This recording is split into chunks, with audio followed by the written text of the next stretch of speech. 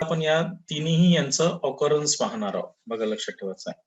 त्यानंतर मग त्यांच्या फिजिकल प्रॉपर्टी आपण स्टडी करणार आहोत. बघा हे आपण चॅप्टर कंपॅरिझन मध्ये समजून घेणार आहोत. म्हणजे पूर्ण तिन्ही ग्रुपचा आपण अभ्यास डिटेल मध्ये कंपॅरिझन मध्येच करणार आहोत.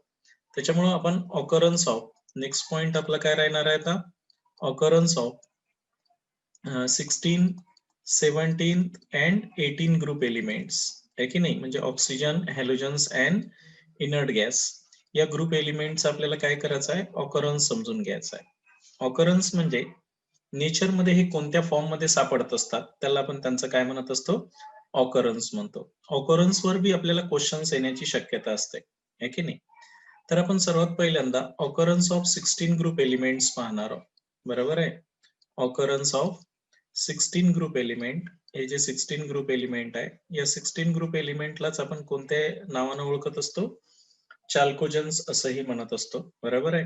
16 group elements are called as oxygen family elements. यांना आपण ऑक्सिजन फॅमिली एलिमेंट्स म्हणत असतो है की नाही. त्यानंतर they are also called as चाल्कोजन family elements. यांना आपण चाल्कोजन सुद्धा म्हणत असतो. चाल्कोजन म्हणण्याचं कारणच असं आहे की they are ore forming elements. काय म्हणतो आपण chalcogens means ore forming elements. They forms ores with metals. कोणासोबत मेटल सोबत अलग अलग ओव्हर्स तयार करतात. That's why they do not exist in free state in nature. They are always exist in combine state. त्याच्यामुळे हे कंबाईन फॉर्म मध्ये सापडत असतात. ठीक आहे. तर आता या ऑक्सिजन फॅमिली मधला जो पहिला मेंबर आहे यांचं ऑकरन्स समजून घेऊ. That is oxygen. बरोबर आहे. तर हा जो ऑक्सिजन आहे तर या ऑक्सिजनचा ऑकरन्स आपण नेचर मध्ये कशा फॉर्म मध्ये असते आणि किती प्रमाणात आहे अर्थ क्रस्ट मध्ये आणि ऍटमॉस्फेरिक एअर मध्ये तर ते लक्षात ठेवायचं आहे. आपण सांगत असतो की it is the first most abundant element. First most abundant element in the earth crust. बरोबर आहे. It is the first most abundant element in the earth crust. म्हणजे सर्वात जास्त सापडणारा एलिमेंट आहे. काय सांगितलं me it is the first most abundant element on the earth. बरोबर आहे.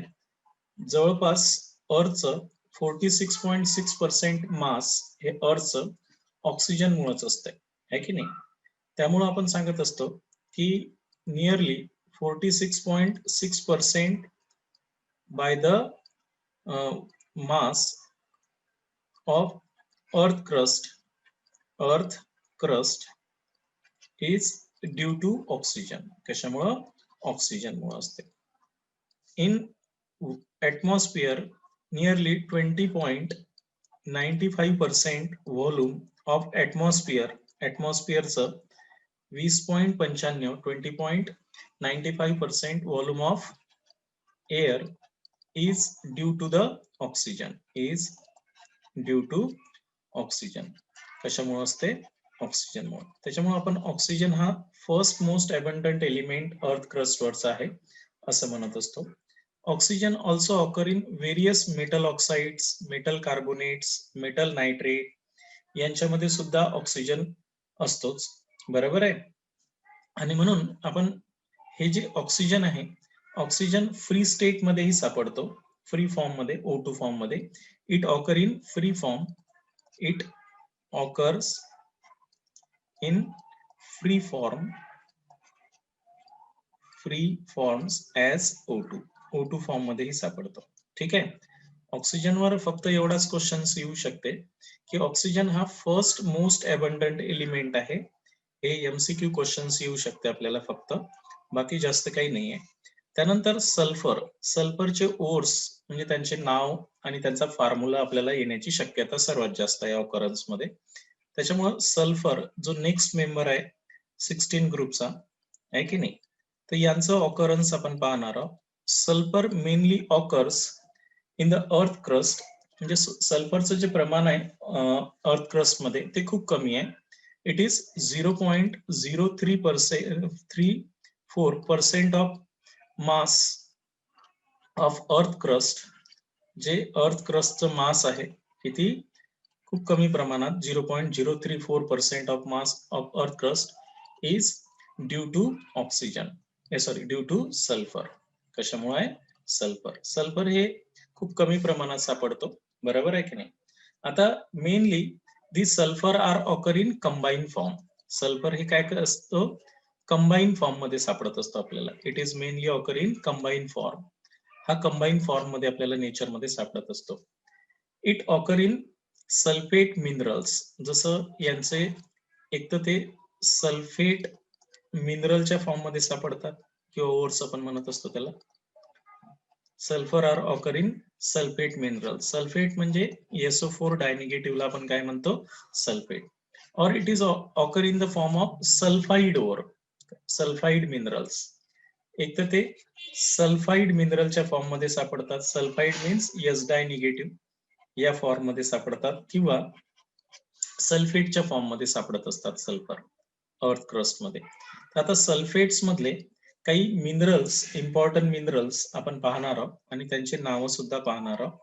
जसं chemical formula calcium sulphate twice hydrated. हा जो पहिला मिनरल्स आहे सल्फरचा, तर याला आपण जिप्सम म्हणत असतो. काय म्हणत असतो? याचा कमर्शियल नेम किंवा कॉमन नेम काय आहे? जिप्सम. काय म्हणतो आपण? जिप्सम. त्याच्यामुळे तुम्हाला विचारू शकते which of the following formula is gypsum. तर gypsum is nothing but the calcium sulphate twice H2O. त्यानंतर इप्सम सॉल्ट. हा जो सल्फेट आहे तो इप्सम सॉल्ट म्हणूनही आपण पाहणार आहोत. जसं मॅग्नेशियम सल्फेट, मॅग्नेशियम सल्फेट आणि 7H2O हा जो फॉर्म्युला आहे 7 हायड्रेटेड मॅग्नेशियम सल्फेट, याला कॉमन नेम आपण इप्सम सॉल्ट म्हणतो. काय म्हणतो? इप्सम सॉल्ट म्हणत असतो. लक्षात ठेवायचं आहे, इप्सम सॉल्ट. क्लिअर आहे? तर इप्सम सॉल्टचा फॉर्म्युला विचारला तर मॅग्नेशियम सल्फेट 7H2O. तसंच थर्ड सल्फेट मिनरल्स आहे बेराइट्स. कोणता आहे? बेराइट्स. तर हे बेराइट जे आहे, बेराइट, तर बेराइट म्हणजे बेरियम सल्फेटला आपण काय म्हणतो? बेराइट्स म्हणत असतो. तर these are the important minerals of sulphur, है ना. आणि सल्फर हे सल्फाइड फॉर्म मध्येही सापडत असते. तर आता मेन सल्फाइडचे काही मिनरल्स आपण सल्फरचे पाहूया.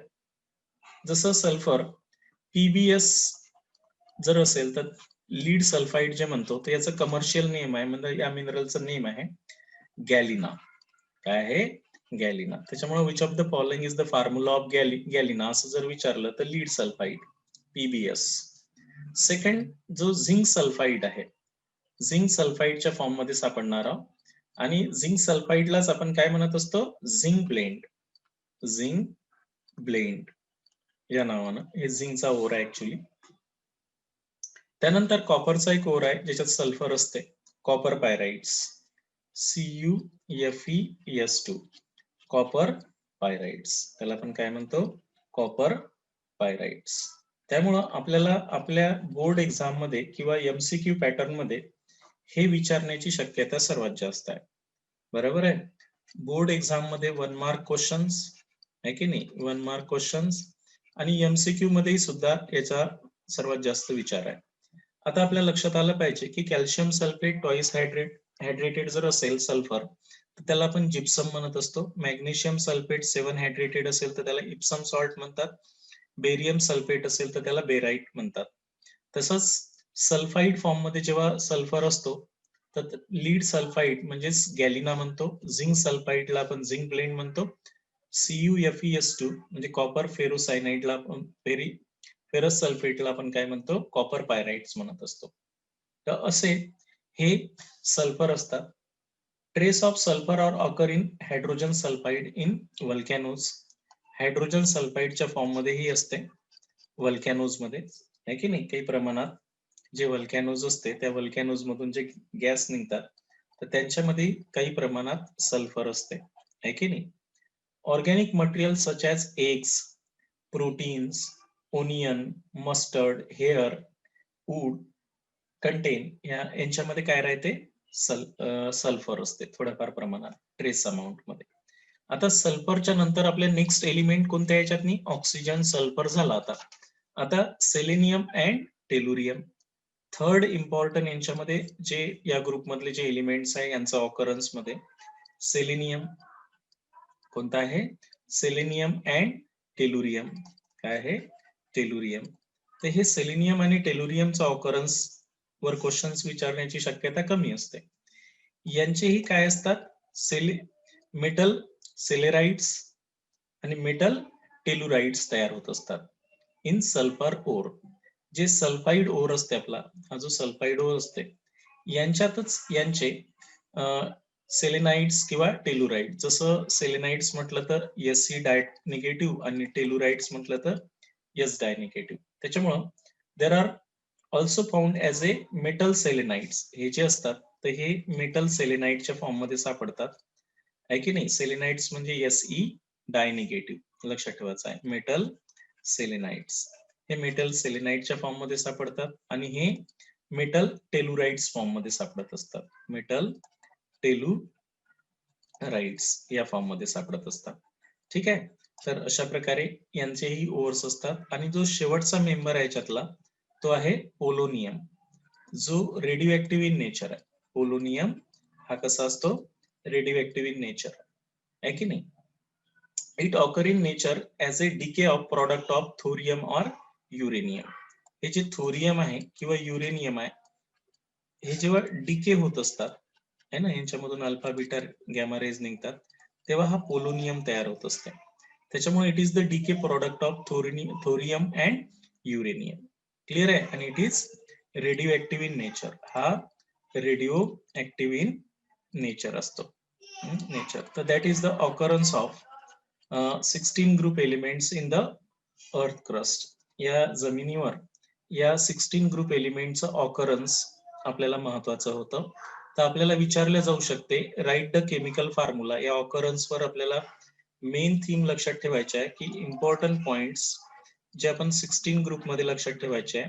तर ऑक्सिजन जो आहे हा फर्स्ट मोस्ट अबंडंट एलिमेंट आहे in the earth crust. Most abundant element on the earth crust, on the earth crust. या अर्थ क्रस्ट मधला हा फर्स्ट मोस्ट अबंडंट एलिमेंट आहे. सल्फरचं महत्वाचं आहे. सल्फर मध्ये त्यांनी जर आपल्याला काय विचारलं असतं की काही सल्फरचे ओर्स आणि त्यांचे केमिकल्स नेम जर विचारले असते, जसं जिप्सम आहे की नाही, write the chemical formula of gypsum किंवा write the chemical formula of Epsom salt असंही विचारू शकतात आपल्याला. इप्सम सॉल्ट किंवा write the chemical formula of barytes. काय विचारू शकते, बेराइट. बेराइटचा फॉर्म्युला विचारू शकते. तर तुम्हाला जिप्सम इप्सम आणि यांचा काय आला पाहिजे, केमिकल फॉर्म्युला आला पाहिजे. तसंच तुम्हाला write the chemical formula of किंवा राईट देअर कॉमन नेम असंही विचारू शकते. Write the chemical formula of galena. गॅलिनाचा केमिकल फॉर्म्युला विचारू शकते. सिमिलरली झिंक ब्लेंड यांचाही केमिकल फॉर्म्युला विचारू शकते. किंवा कॉपर पायराइड्स. कशाचा, कॉपर पायराइड्स. तर हे तुमच्या लक्षात आलं पाहिजे की आपल्याला कोणताही फॉर्म्युला विचारू द्या, काही पाठ करायचं काम नसलं पाहिजे. हे तीन जे आहेत हे सल्फेट SO4 डायनिगेटिव्ह वाले आहे आणि हे सल्फाइड आहे एस डायनिगेटिव्ह. त्याच्यामुळे जिप्सम म्हटलं तर कॉपर सल्फेट ट्वाइस H2 आहे की नाही, सॉरी कॉपर सल्फेट नाही, calcium sulphate twice H2. Epsom salt म्हटलं तर मॅग्नेशियम सल्फेट 7H2 आणि बेराइट म्हटलं तर बेरियम सल्फेट. त्यानंतर गॅलिना म्हटलं तर PbS, झिंक ब्लेंड म्हटलं तर ZnS आणि कॉपर पायराइट म्हटलं तर CuFeS2. ठीक आहे. तर हे क्वेश्चन्स विचारण्याची शक्यता आहे either in the form of EMCQ और either in the form of. त्यानंतर हा सुद्धा क्वेश्चन्स असेल, which of the following is radio active element, है ना. रेडिओ ऍक्टिव्ह एलिमेंट कोणता आहे बा या 16 group radio active element. Radio active elements, which of the following is radio active elements in 16 group. तर रेडिओ ऍक्टिव्ह एलिमेंट कोणता आहे, polonium आहे की नाही. अशा प्रकारे तर हे झालं यांचं ऑकरन्स. त्याच्यामुळं यांच्यावर क्वेश्चन्स कसा विचारते हे लक्षात आलं पाहिजे. त्यानुसार आपल्याला त्याचं प्रिपरेशन करता आलं पाहिजे. आता आपण नेक्स्ट पाहणार आहोत ते आहे आता 17 ग्रुप एलिमेंटचा ऑकरन्स ऑफ 17 ग्रुप एलिमेंट्स. बघा, ऑकरन्स ऑफ 17 ग्रुप एलिमेंट. हे जे 17 ग्रुप एलिमेंट आहे यांचं ऑकरन्स आपण समजून घेऊ. आता 17 ग्रुप एलिमेंट्सलाच आपण कोणते एलिमेंट्स म्हणत असतो? Halogens family element. Halogen family elements, because they are sea salt producer. समुद्रामध्ये जे काही सॉल्ट असतात ते जवळपास यांच्याच मुळे असते, आहे की नाही? तर आता हे खूप रिएक्टिव्ह असतात. That's why they R not exist in free state. They are highly reactive असतात आणि that's why they do not exist in free state.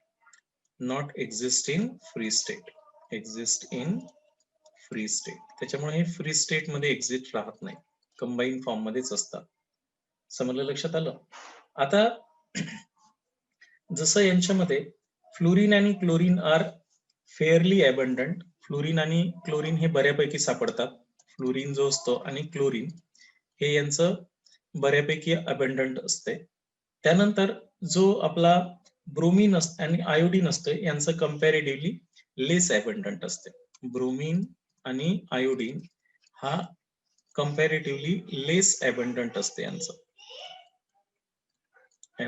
यांचं लेस अबंडंट असते. क्लिअर झालं मी काय सांगितलंय? तर त्याच्यामुळं आपण यांचे प्रत्येकाचे ऑकरन्स समजून घेऊ. जसं पहिला जो फ्लोरीन आहे, बघा लक्षात ठेवायचा. फ्लोरीन जो आहे तो नेचरमध्ये कोणकोणत्या मिनरल्स मध्ये सापडतो किंवा फ्लोरीन कंबाईन फॉर्म मध्ये कसं सापडतो आपण ते सांगणार आहोत. हा 13th मोस्ट अबंडंट एलिमेंट आहे इन द अर्थ क्रस्ट. हा 13th मोस्ट अबंडंट एलिमेंट आहे की नाही?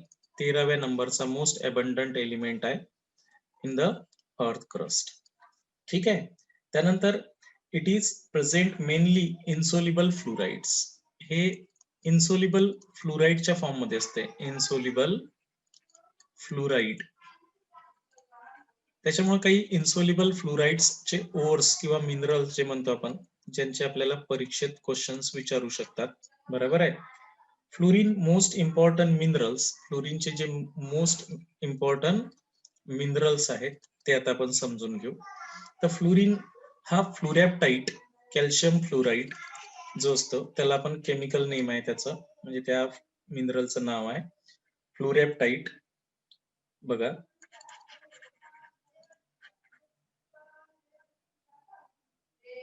काय म्हणतो आपण याला? फ्लोरॅस्पर. सॉरी, काय म्हणतो? फ्लोरॅस्पर.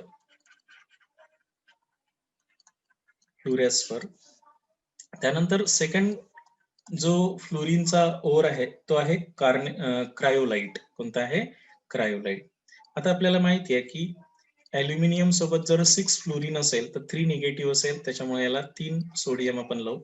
तर सोडियम अल्युमिनियम फ्लोराइड हा जो आहे तर यामध्येही फ्लोरीन असते. तर त्यामुळं या फ्लोराइडच्या मिनरलचं नाव आहे क्रायोलाइट. काय म्हणतात त्याला? क्रायोलाइट. बघा, लक्षात ठेवायचं आहे, थोडं स्पेलिंग पाहून घ्यायचं आहे. क्रायोलाइट म्हणतात त्याला. त्यानंतर थर्ड वन जे आहे फ्लोरॅप्टाइट. बरोबर आहे, फ्लोरॅप्टाइट हे सुद्धा एक फ्लोरीनचा काय आहे? मिनरल्स आहे. फ्लोरॅप्टाइटचा फॉर्म्युला काय माहिती आहे का? That is calcium phosphate Ca3 PO4/2 and CaF2. हे 3:1 या रेशो मध्ये आहे. याला आपण फ्लोरॅप्टाइट म्हणतो. त्याच्यामुळे आपल्याला क्वेश्चन्स विचारू शकते याच प्रकारे 1 मार्क क्वेश्चन्स किंवा MCQ questions. Which of the following is formula of fluorspar? Calcium fluoride is called as fluorspar. Which of the following is the formula of cryolite? Sodium aluminium फ्लोराइडला आपण क्रायोलाइट म्हणतो. Fluorapatite म्हटलं तर calcium phosphate आणि calcium fluoride याला आपण फ्लोरॅप्टाइट म्हणतो. Small quantity of fluorine are also present in soil, river, water, plants, and bones and teeth of animals.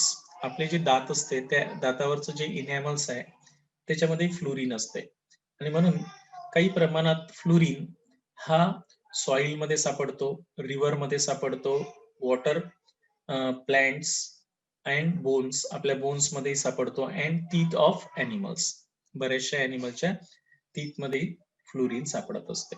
Clear आहे? तर हे मेन आपल्याला या 3 मिनरलचं फॉर्म्युला आणि नाव आलं पाहिजे. मेनली आपल्या यांच्यामध्ये क्वेश्चन्स कसा विचारणार आहे हे महत्वाचं आहे आपल्यासाठी. त्यानंतर क्लोरीन. क्लोरीन जे आहे, क्लोरीन आणि फ्लोरीनचं अबंडंट बऱ्यापैकी सापडत असते. बाकी ब्रोमीन आणि आयोडीन खूप लेस अमाऊंट मध्ये असते. ठीक आहे. आता क्लोरीन मेनली आपल्याला कशामध्ये सापडत असते? It is present in the form of NaCl, sodium क्लोराईडच्या फॉर्म मध्ये, टेबल सॉल्ट म्हणतो आपण याला, किंवा कॉमन सॉल्ट म्हणत असतो, आहे की नाही. त्याच्यामुळं generally chlorine are found in the form of sea water. हे जवळपास सी वॉटर मध्ये जे काही मेटलचे सॉल्ट आहे त्यांच्यामध्ये क्लोरीन आणि ब्रोमीन हे मेनली असतात. त्याच्यामुळं C water content chlorine, bromine and iodine.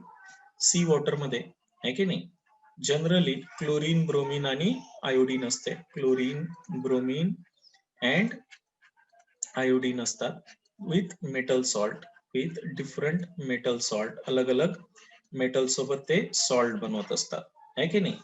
त्याच्यामुळं जसं आपण सोडियम क्लोराईड माहिती आहे आपल्याला, NaCl ला आपण काय म्हणतो? सोडियम क्लोराईड, याचं नाव आहे सोडियम क्लोराईड. त्याच्यानंतर NaCl झाल्यानंतर कार्नेलाइट्स, कोणता म्हणतो आपण? कार्नेलाइट्स, हाही महत्वाचा आहे, कार्नेलाइट्स, आहे की नाही. तर हा कार्नेलाइट सुद्धा,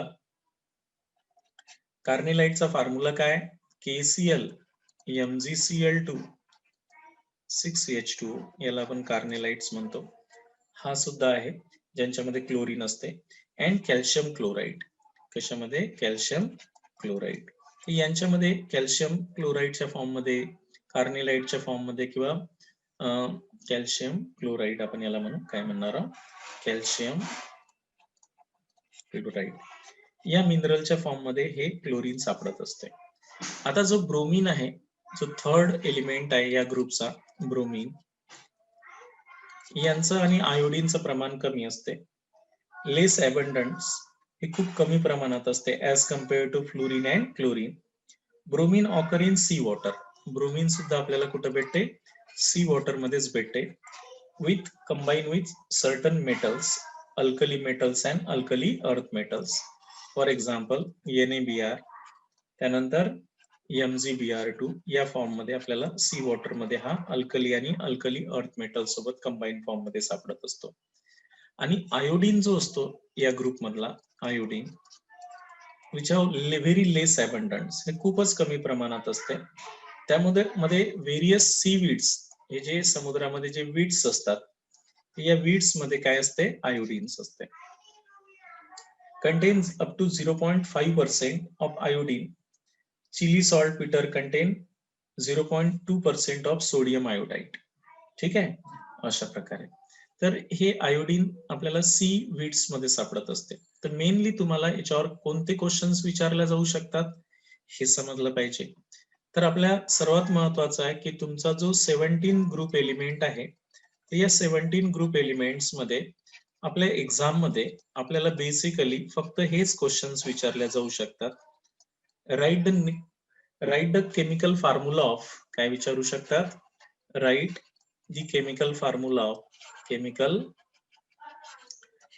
ऑफ फॉलोइंग ओर्स, काय विचारल्या जाऊ शकतात? Following minerals.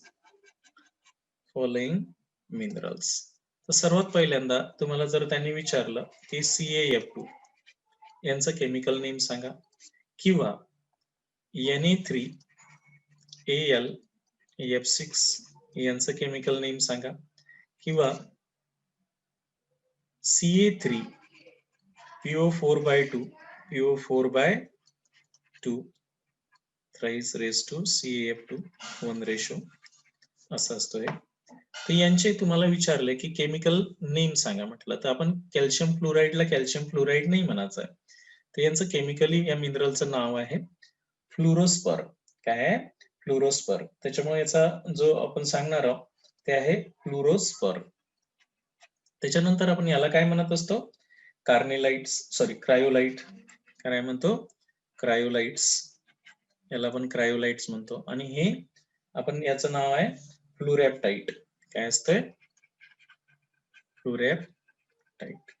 हे क्लिअर झालं असेल तुम्हाला अशा प्रकारे.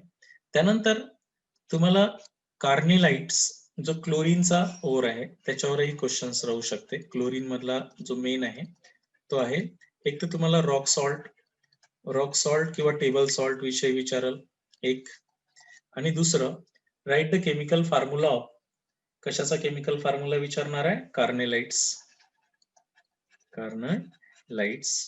कार्निलाइट्सचा काय केमिकल फॉर्म्युला आहे आणि रॉक सॉल्ट म्हणजे NaCl, कार्निलाइट्स म्हणजे KCl MgCl2 6H2O, याला आपण कार्निलाइट्स म्हणतो. त्यामुळे हे इम्पॉर्टंट पार्ट होता याच्यातला, जो आपल्याला परीक्षेत विचारण्याची शक्यता आहे. बाकी फक्त वाचून घ्यायचं होतं आणि यांचे 1-2 वेळेस प्रॅक्टिस करून घ्यायचे इम्पॉर्टंट म्हणून. त्यानंतर लास्ट आपण आता पाहणार आहोत ते आहे आपले इनर्ट गॅस. कोणते आहेत? Inert gas. तर इनर्ट गॅसचं ऑकरन्स आपण समजून घेऊ. बरोबर आहे. तर आपण जे इनर्ट गॅस पाहत असतो, तर 18 group elements, occurrence of 18 group elements यांचा ऑकरन्स समजून घेऊ, आहे की नाही? नोबल गॅसेस म्हणतात त्याला. आपण काय म्हणतो यांना?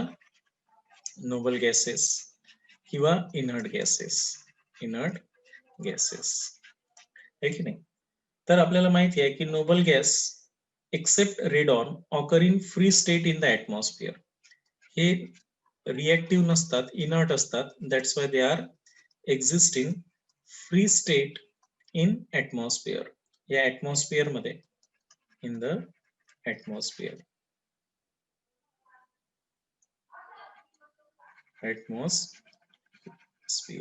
ठीक आहे, फ्री स्टेट मध्ये असतात ऍटमॉस्फिअर मध्ये, एक्सेप्ट कोण सोडून?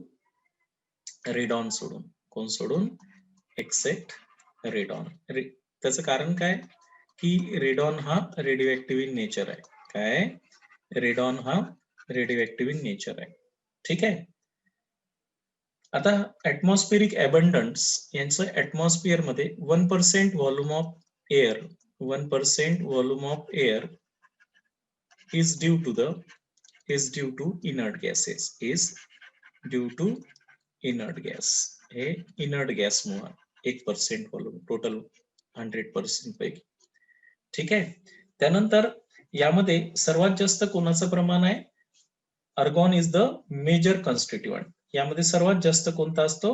अर्गॉन. आणि म्हणून argon is the major constituent of all other inert gases. या बाकीच्या इनर्ट गॅस पेक्षा अर्गॉन हा सर्वात जास्त सापडणारा यांच्यामधला इनर्ट गॅस आहे. Helium and some time neon are found in the minerals of radio origins. जी हिलियम असते आणि दुसरा कोण? निऑन. हिलियम आणि निऑन यांचं रेडिओ ओरिजिन्स आहे. हे रेडिओ ओरिजिन. ठीक आहे. जसं पिंच ब्लेड, मोनॅझाइट यांच्यामध्ये ट्रॅप झालेला सापडतात. कोणत्या याच्यातनी? Pitchblende and monazite. या रेडिओ मिनरल्स मध्ये हे गॅसेस ट्रॅप झालेले आपल्याला पाहायला भेटतात. The main commercial source of helium is natural gas. Helium जो असतो याचा मेन कमर्शियल सोर्स असतो नॅचरल गॅस. कोणता असतो? Natural gas is the main commercial source of helium. Xenon and radons are the rarest element of the group. Xenon आणि जे radon असते हे रेअरेस्ट एलिमेंट आहे. रेअरेस्ट एलिमेंट, खूपच कमी सापडणारे एलिमेंट्स आहे या फॅमिली मधले. आणि radon is obtain by radio decay. आणि यांच्यामधला जो रेडॉन आहे हे रेडिओ डिके ऑफ रेडियम 22688 यांचं जेव्हा रेडिओ डिके होते तेव्हा रेडॉन तयार होत असतो 222, आहे की नाही, with the emission of alpha particles किंवा हिलियम न्यूक्लियस. तर अशा प्रकारे जो रेडॉन असतो हा डीके प्रॉडक्ट असतो. काय असतो? डीके प्रॉडक्ट असतो. कोणाचा? रेडियमचा तो डिके प्रोडक्ट असतो by the emission of alpha particle it produce. ठीक आहे. तर तुम्हाला यामध्ये एकच क्वेश्चन असते, which of the following gas is the most in the inert gas. Inert gas पैकी सर्वात जास्त मेजर कॉन्स्टिट्युएंट मध्ये, मेजर अमाऊंट मध्ये कोणता गॅस असतो, तर तो असतो अर्गॉन. त्याच्यामुळं आपल्याला लक्षात आलं पाहिजे की यांचं ऑकरन्स हे खूप कमी आहे. फक्त तुम्हाला जे ऑकरन्स मध्ये 17 ग्रुपचे काही मिनरल्स आहे, या मिनरलचा ऑकरन्स आपल्याला यांचं फॉर्म्युले आणि यांचे नाव माहिती पाहिजे, फ्लोरीन क्लोरीनचे. त्याच्यानंतर 16 ग्रुपमध्ये सल्फरचे सल्फेट आणि सल्फाइड वाले ओर्स आपल्याला माहिती पाहिजे. म्हणजे जनरली आपण अभ्यास करत असताना या ऑकरन्स वर सुद्धा क्वेश्चन्स विचारल्या जात असते, आणि ही त्यांच्या केमिकल फॉर्म्युला आणि त्यांचं केमिकल नेम. एक तर त्यांच्यामध्ये जे काही केमिकल फॉर्म्युला आहे त्या ओर्सचा फॉर्म्युला ऑफ मिनरल्स, जे काही त्यांचे मिनरल्स आहे त्या मिनरलचे केमिकल फॉर्म्युले अँड देअर नेम्स यांच्यावर आपल्याला क्वेश्चन्स विचारले जाते है ना. तर आणि जनरली कोण याच्यातले रेडिओ ऍक्टिव्ह आहेत हे विचारले जातात त्या ग्रुप मधले.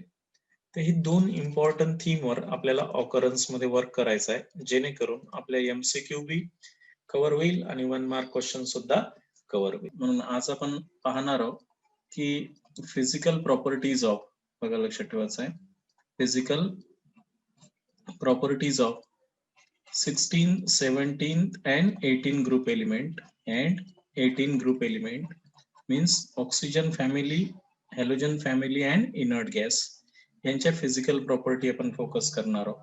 फिजिकल प्रॉपर्टी मधली पहिली प्रॉपर्टी आपण आज फोकस करणार आहोत ती आहे ऍटमिक अँड आयोनिक रेडिया. काय पाहणार आहोत, ऍटमिक आणि आयोनिक रेडिया समजून घेणार आहोत. तर ऍटमिक आणि आयोनिक रेडिया आपण 16, 17 आणि 18 ग्रुपवर जर आपण फोकस केलं तर आपल्याला सर्वांना माहिती आहे की कोणाचीही ऍटमिक रेडियस जर असेल आहे की नाही, तर कोणाचीही ऍटमिक रेडिया कशाशी डायरेक्टली प्रपोर्शनल असते, number of electronic shell. Number of electronic shell, जितक्या जास्त इलेक्ट्रॉनिक शेल वाढेल तेवढं ऍटमची साईज काय होईल, इन्क्रीज होईल.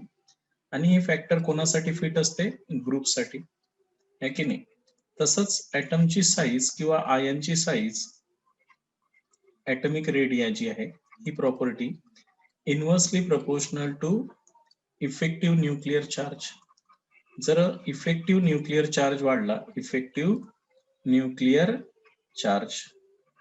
न्यूक्लिअर चार्ज जर वाढला तर ऍटमिक रेडिया काय होत असते, डिक्रीज होत असते. आणि हे जे फॅक्टर आहे हे कोणत्या याच्यासाठी ऑपरेट होत असते, पिरियड साठी ऑपरेट होत असते, म्हणजे पिरियड मध्ये कंपॅरिझन जर केलं तर. ठीक आहे.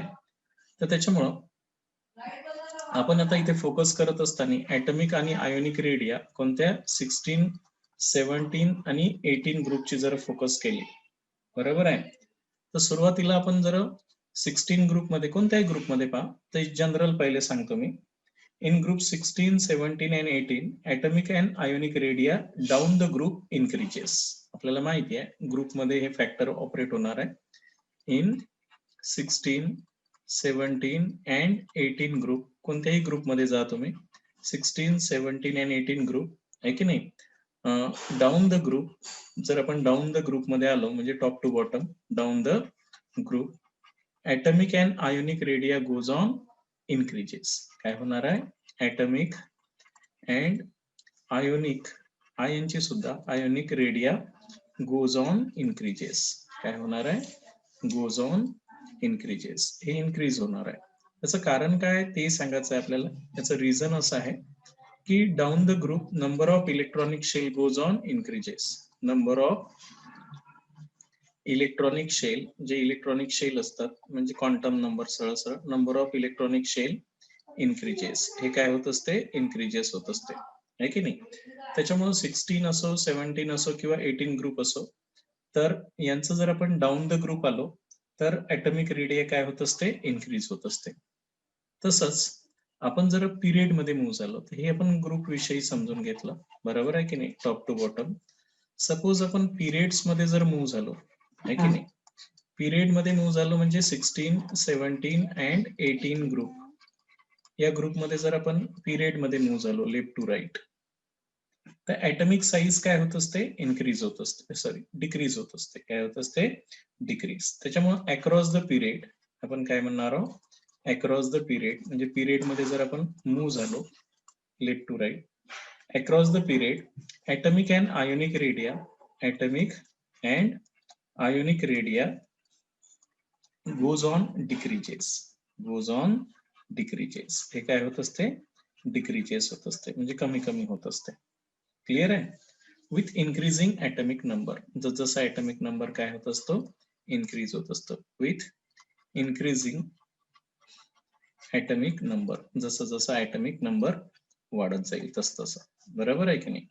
आता बघा, आपण कोणत्याही पिरियड मध्ये मूव्ह झालो तर त्यामुळं आपल्या पिरियड मध्ये जर आपण विचार केला तर आपण 16, 17 आणि 18 ग्रुप, तर आपण 16 आणि 17 पर्यंतच कंपॅरिझन करू.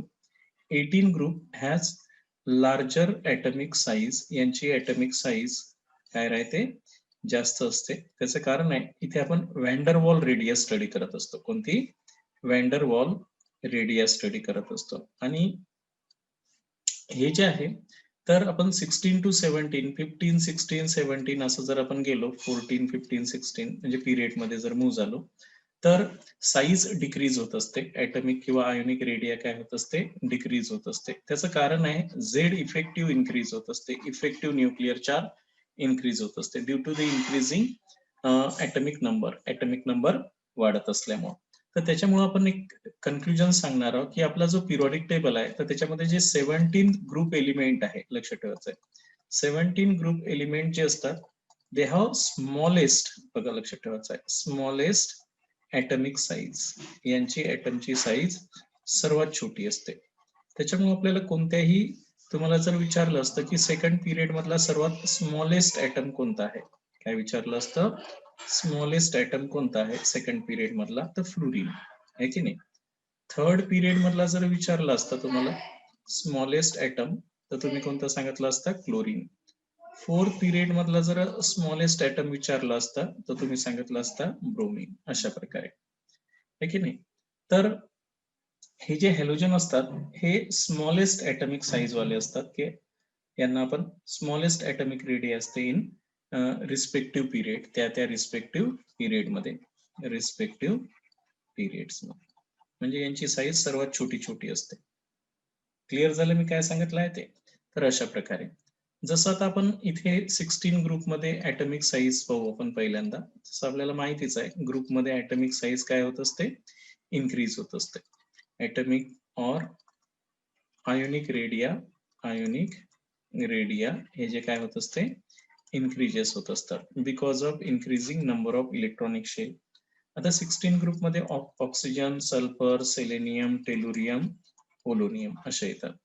आपल्याला माहिती आहे 8, 16, त्याच्यानंतर इथे किती 18 चा फरक, 36 - 2 किती 34, त्याच्यानंतर पुन्हा 18, 8 + 2 52, बरोबर आहे. आणि नंतर आपण जर याचा ऍटमिक नंबरचा विचार केला तर 84, 32 चा डिफरन्स येते 84.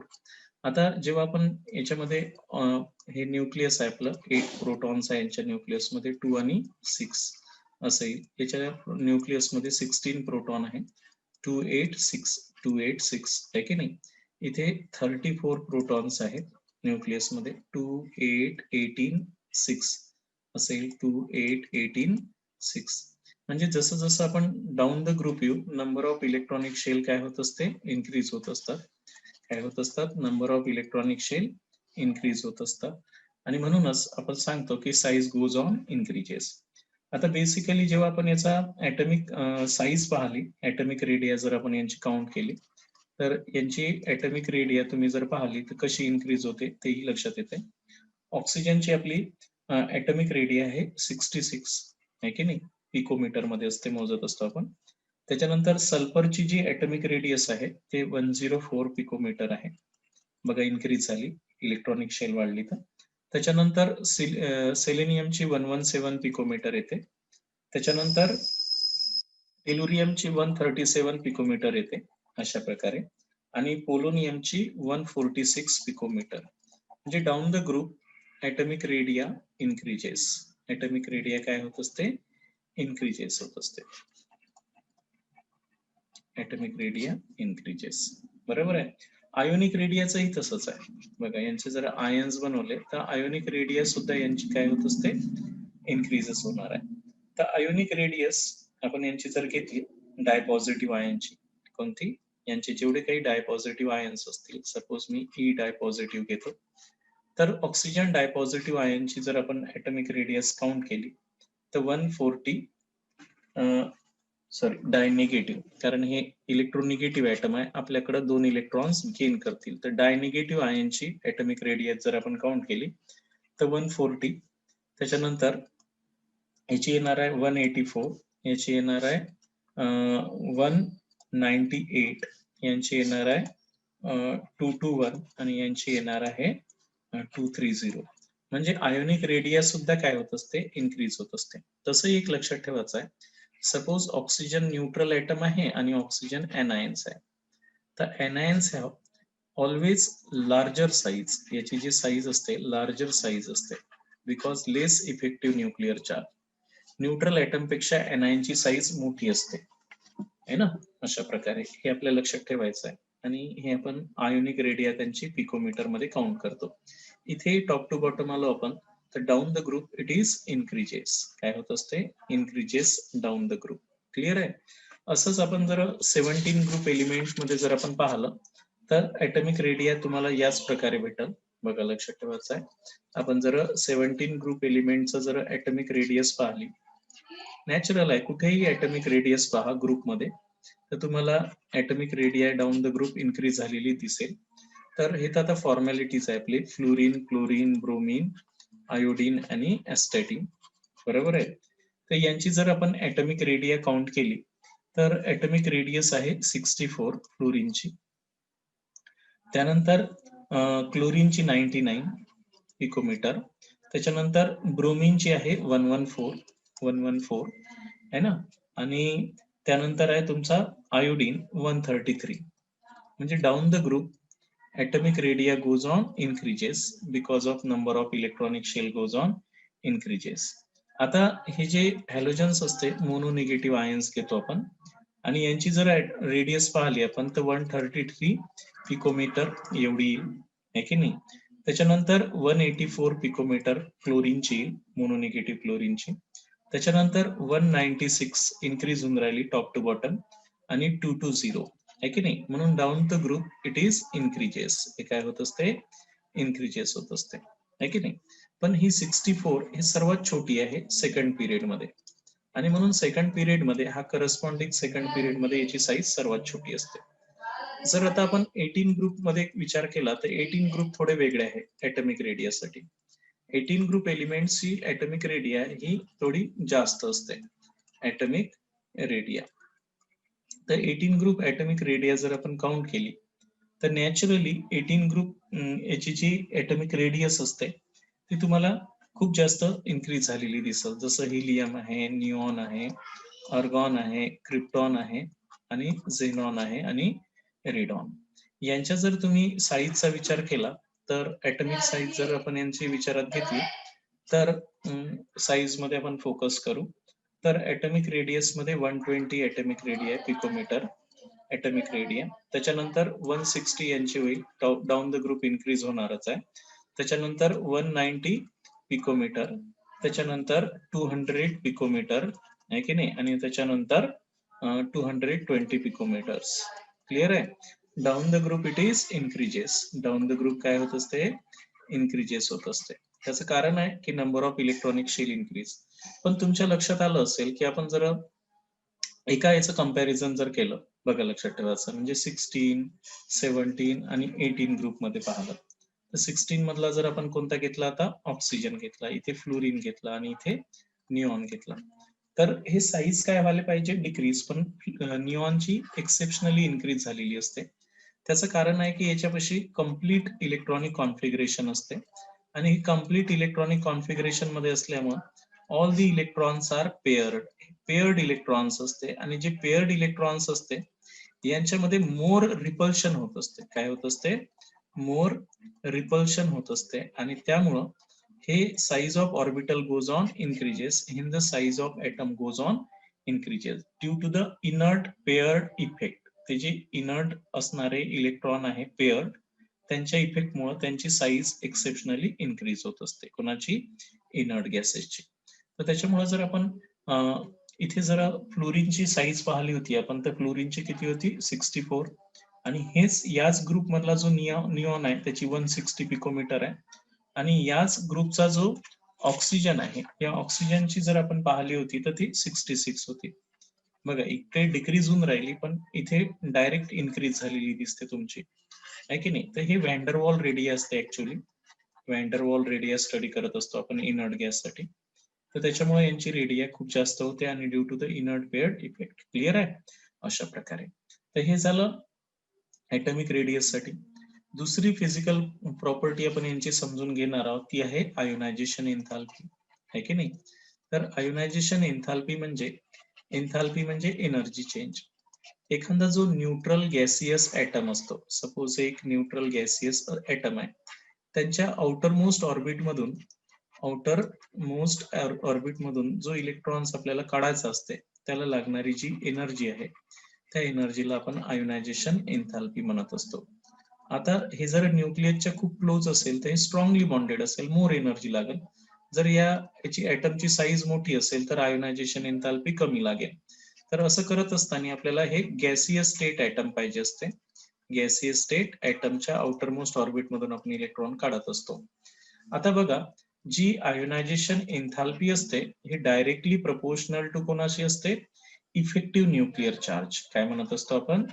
Effective nuclear charge. Effective nuclear charge हे पहिलं फॅक्टर तुमच्या डोक्यात असेल. Ionisation enthalpy is inversely proportional to atomic size. Atomic साईजला हे इनव्हर्सली प्रपोर्शनल असते.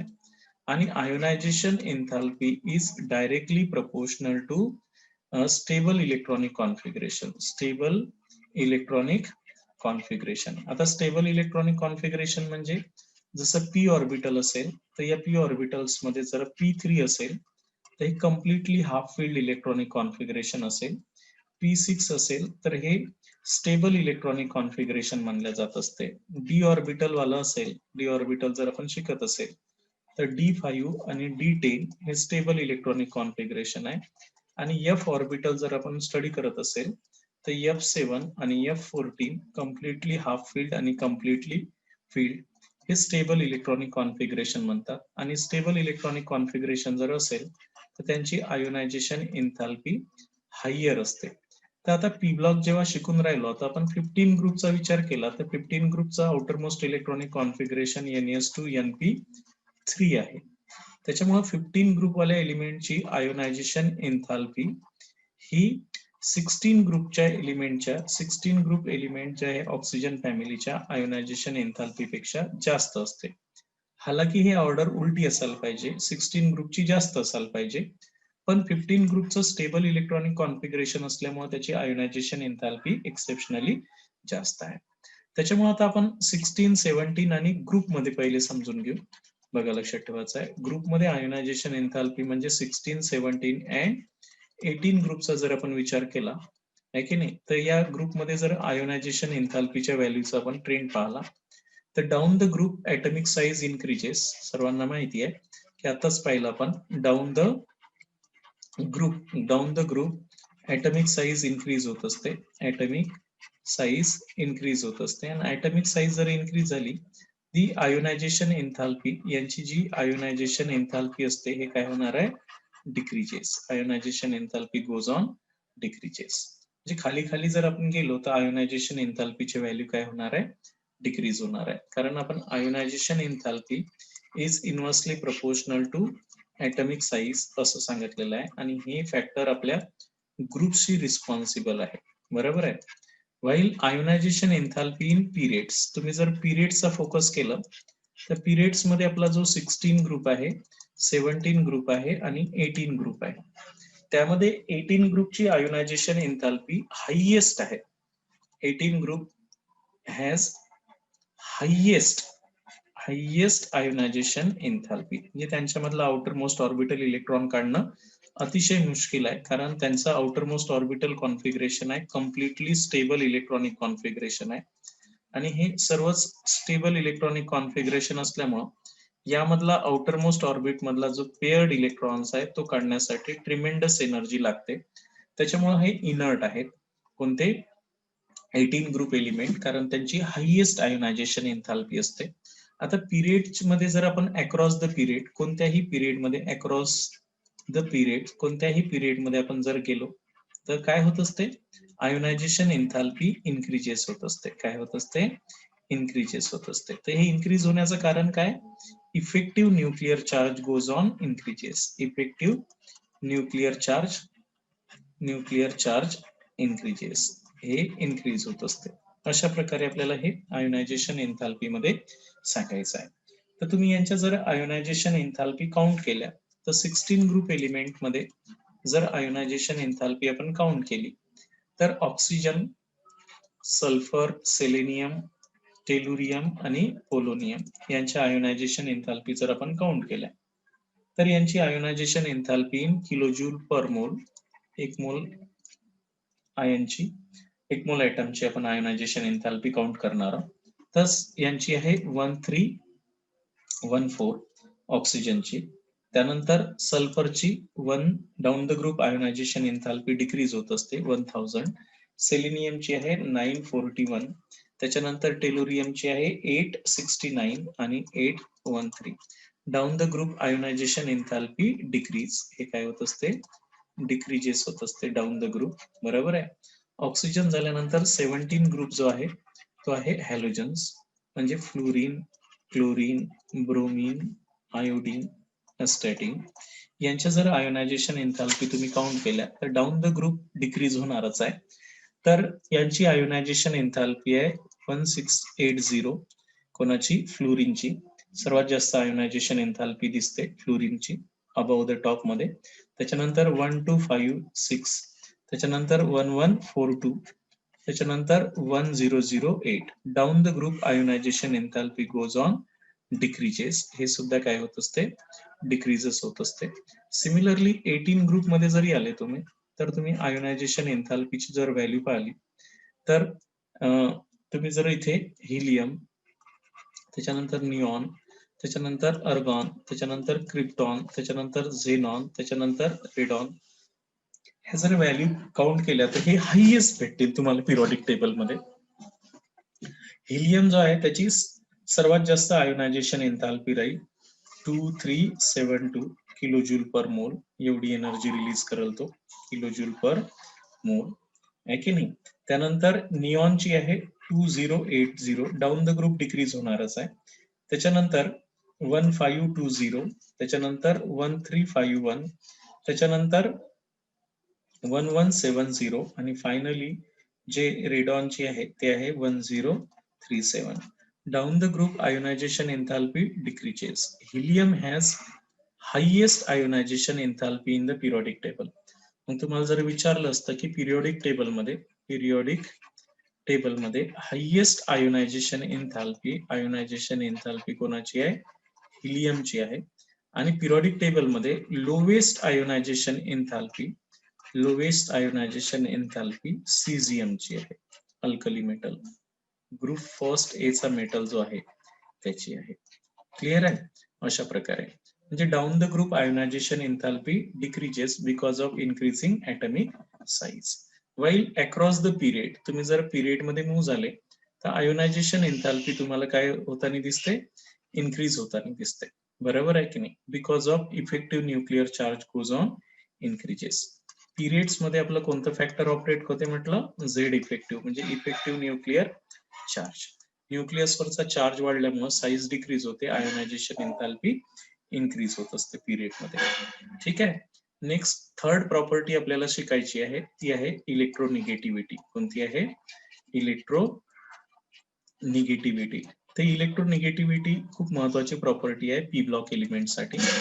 पी ब्लॉक एलिमेंट हे इलेक्ट्रोनिगेटिव्ह एलिमेंट असतात. यांची असते टेंडन्सी टू गेन द म्हणजे attract the electron, shared paid electrons. जसं फ्लोरीन हा सर्वात जास्त आपल्याकडं शेअर्ड पेड इलेक्ट्रॉन्स उडण्याची टेंडन्सी ठेवतो. मोस्ट इलेक्ट्रोनिगेटिव्ह ॲटम आहे, याची इलेक्ट्रोनिगेटिव्हिटी 4 आहे पॉलिंग स्केल नुसार. बरोबर आहे की नाही? त्याच्यामुळे इलेक्ट्रोनिगेटिव्हिटी म्हणजे tendency to attract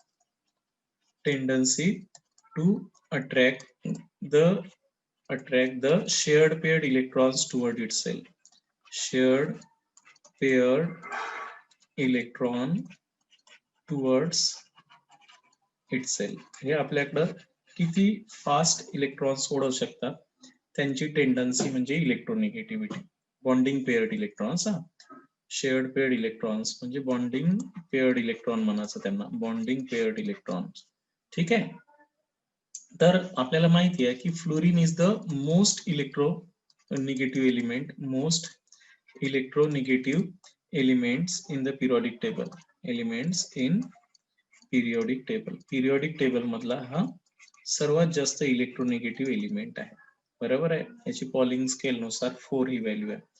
down the group electronegativity, जर ग्रुप मध्ये तुम्ही डाऊन द ग्रुप आले, बघा लक्षात ठेवायचं आहे, कारण इलेक्ट्रोनिगेटिव्हिटी जी असते हे electronegativity inversely proportional to atomic size. Atomic size जर वाढली तर इलेक्ट्रोनिगेटिव्हिटी कमी होत असते. बरोबर आहे की नाही? त्याच्यामुळे down the group electronegativity goes on decreases. Down the group, कोणत्याही ग्रुपमध्ये या, down the group electronegativity, down the group electronegativity value decreases. हे व्हॅल्यू काय होत असते? डिक्रीज होत असते. क्लिअर झालं मी काय सांगितलं आहे ते? त्याच्यामुळे 16, 17 आणि 18 ग्रुप एलिमेंट्स मध्ये down the group electronegativity decrease होत असते. Oxygen has the highest electronegativity next to the fluorine. आहे की नाही? ऑक्सिजनची सेकंड हायेस्ट इलेक्ट्रोनिगेटिव्हिटी असते. Oxygen has highest electronegativity after fluorine. फ्लोरीनच्या नंतर. फ्लोरीन हा मोस्ट इलेक्ट्रोनिगेटिव्ह आहे. सेकंड मोस्ट इलेक्ट्रोनिगेटिव्ह कोण आहे? ऑक्सिजन असतो. ठीक आहे. त्याच्यानंतर जेवढे हॅलोजन असतात हे सर्व हायर इलेक्ट्रोनिगेटिव्ह एलिमेंट असतात इन देअर रिस्पेक्टिव्ह पिरियड, त्यांच्या प्रत्येक रिस्पेक्टिव्ह पिरियड मध्ये. क्लिअर झालं? हे झाली इलेक्ट्रोनिगेटिव्हिटी. त्याच्यानंतर नेक्स्ट प्रॉपर्टी आपल्याला पाहायची आहे ती आहे इलेक्ट्रॉन गेन एन्थॅल्पी. काय पाहायची आहे? Electron gain एन्थॅल्पी. फोर्थ प्रॉपर्टी आपल्याला दिलेली आहे electron gain enthalpy. Electron gain enthalpy. आता लक्ष द्या, इलेक्ट्रॉन गेन एन्थॅल्पी म्हणजे एखादा जो न्यूट्रल गॅसियस ऍटम आहे त्यांच्या आउटरमोस्ट ऑर्बिट मध्ये एक एक्स्ट्रा इलेक्ट्रॉन ऍड करताना जी एनर्जी काय होत असते? रिलीज होत असते. काय होत असते? रिलीज होत असते. त्याला म्हणत असतो आपण इलेक्ट्रॉन गेन एन्थॅल्पी. आता more negative the electron gain enthalpy, more negative value of electron gain enthalpy, electron gain enthalpy जर मोर निगेटिव्ह व्हॅल्यू असेल इलेक्ट्रॉन गेन एन्थॅल्पीची तर more tendency to accept the electron, more tendency to accept the electron. आता भानगड अशी आहे की आपल्याला सर्वात छोटा ऍटम असेल तर त्याची इलेक्ट्रॉन गेन एन्थॅल्पी जास्त असायला पाहिजे, आहे की नाही? पण तुम्ही जर 16 ग्रुप, 17 ग्रुप मध्ये पाहिलं, 15 ग्रुप, कोणताही ग्रुप घ्या, त्यांचा जो पहिला मेंबर आहे नायट्रोजन, ऑक्सिजन, फ्लोरीन यांच्यापेक्षा फॉस्फरस, सल्फर आणि क्लोरीन यांची जी इलेक्ट्रॉन गेन एन्थॅल्पीची व्हॅल्यू आहे, इलेक्ट्रॉन गेन एन्थॅल्पी व्हॅल्यू जी आहे ते मोर निगेटिव्ह आहे. मोर निगेटिव्ह व्हॅल्यू आहे ना? Value it has more electron gain enthalpy more value than the first member. त्यांचे जे फर्स्ट मेंबर आहेत त्यांच्यापेक्षा. That's why they have exceptionally high electron affinity. High electron affinity. कारण इलेक्ट्रॉन अफिनिटी ही कशाशी डायरेक्टली प्रपोर्शनल असते? Electron affinity is directly inversely proportional to atomic size. जर छोटी ऍटमिक साईज असेल तर इलेक्ट्रॉन अफिनिटी जास्त असते आता हे तर पहिले मेंबर इलेक्ट्रॉन अफिनिटी सर्वात जास्त असायला पाहिजे, पण यांची इलेक्ट्रॉन अफिनिटी कमी आहे कोणापेक्षा, सेकंड मेंबर पेक्षा. त्याचं कारण आहे की यांच्यामध्ये छोटी साईज असल्यामुळं, जसं क्लोरीन आहे 9, त्याच्यामुळे न्यूक्लियसवर 9 चार्ज आहे आणि पहिल्या याच्यात 2 इलेक्ट्रॉन्स आहेत आणि दुसऱ्या याच्यात त्याच्या 7 इलेक्ट्रॉन्स आहेत. पण आता हे 7 इलेक्ट्रॉन्स जवळजवळ असल्यामुळं हे काय करतील, रिपल्शन करतील, या ऑर्बिटलमध्ये येणाऱ्या इलेक्ट्रॉन्सला रिपल्शन करतील आणि due to this they have less tendency to, म्हणजे they release less electron gain enthalpy, म्हणजे यांची इलेक्ट्रॉन गेन एन्थाल्पीची व्हॅल्यू लेस आहे. व्हेअरएज क्लोरीन जो असेल तर क्लोरीनचा ॲटॉमिक नंबर आहे 17, त्याच्यामुळे 2, 8 आणि 7. त्याच्यामुळे येणारा जो इलेक्ट्रॉन्स आहे तर हे जे 7 इलेक्ट्रॉन्स आउटर मोस्ट ऑर्बिट मध्ये आहे, दूर दूर आहे. They undergo less repulsions to the incoming electrons, and that's why they have more tendency to accept and more energy release during the gain of electrons. Hence chlorine has more electron affinity than fluorine. म्हणून क्लोरीनची electron affinity fluorine पेक्षा जास्त आहे. 16 group मध्ये सल्फरची electron affinity oxygen पेक्षा जास्त आहे आणि 15 group मध्ये फॉस्फरसची इलेक्ट्रॉन अफिनिटी नायट्रोजन पेक्षा जास्त आहे. अशा प्रकारे. तर हे झालं इलेक्ट्रॉन. आणि इलेक्ट्रॉन अफिनिटी कोणाची नाही आहे, noble gases. Noble gases have very high positive electron affinity, म्हणजे यांच्यामध्ये जर इलेक्ट्रॉन आपल्याला ऍड करायचा असेल तर जबरदस्तीनं त्याला खूप एनर्जी द्यायला लागेल, पॉझिटिव्ह व्हॅल्यू आहे त्याची, आणि त्याच्यामुळं यांची इलेक्ट्रॉन अफिनिटी खूप कमी आहे, म्हणजे इलेक्ट्रॉन घेण्याची टेंडन्सी खूप कमी आहे. तर अशा प्रकारे हे झाले यांच्या फिजिकल प्रॉपर्टीज. बघा, फिजिकल प्रॉपर्टीज ऑफ आपण 16, 17, 18 ग्रुप एलिमेंट्स मध्ये पाहिल्या. आता नेक्स्ट आपल्याला पाहायचं आहे यांची हे कोणत्या फॉर्म मध्ये सापडतात, म्हणजे फिजिकल प्रॉपर्टीज आहे हे सुद्धा. स्टेट ऑफ दिस एलिमेंट, म्हणजे हे गॅसियस फॉर्म मध्ये सापडतात, मोनोएटॉमिक किंवा डायएटॉमिक फॉर्म मध्ये, व यांचे ॲलोट्रॉप्स वगैरे असतात का, ते आपण नेक्स्ट पाहणार आहोत. आज आपण या प्रॉपर्टी क्लिअर केल्या. एवढ्या प्रॉपर्टी तुम्हालाही क्लिअर करायच्या आहे. सर्वात पहिल्यांदा ॲटॉमिक साईज, त्याच्यानंतर म्हणजे पिरियड आणि ग्रुप मध्ये, त्याच्यानंतर आयोनायझेशन एन्थाल्पी पाहिली आपण, ती पिरियड आणि ग्रुप मध्ये लक्षात ठेवायची आहे. आणि फायनली आपल्याला इलेक्ट्रोनिगेटिव्हिटी आपण पाहिली, आणि फायनली इलेक्ट्रॉन गेन एन्थाल्पी. समजलं इथपर्यंत? तर हे जे इनर्ट गॅसेस असतात यांची इलेक्ट्रॉन गेन एन्थाल्पी पॉझिटिव्ह असते, हाय पॉझिटिव्ह व्हॅल्यू असते, means no tendency to gain the electrons, no tendency to gain the electrons, electron gain करण्यासाठी टेंडन्सी नसते. ठीक आहे.